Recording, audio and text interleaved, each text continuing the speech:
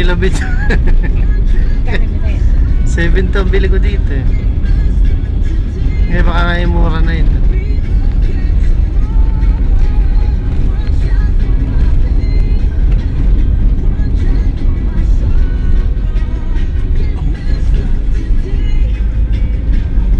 Yung cellphone namin ni Veronica katas ng Unilab.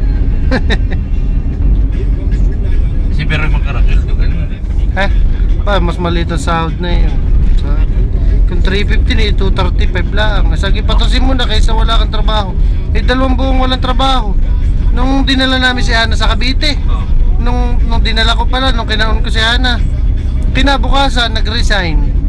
Okay. Abayan ko doon sa tao ngayon, nag-resign yun doon sa isa niyang trabaho.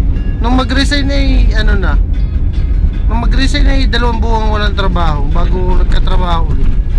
Sabi ko, kaya ayaw kong isama yung anak mo dito eh. Ganyan ang trabaho mo. Pagka pa, siya doon sa dati trabaho. hindi. Eh, maganda-ganda ang trabaho natin. Malaki-laki ang sahod niya eh. Linggo-linggo eh. Sumasahod siya ng sa 2 linggo sumasahod siya ng ng 14 din. 2 linggo. Pero na may patayan. 6 to 9.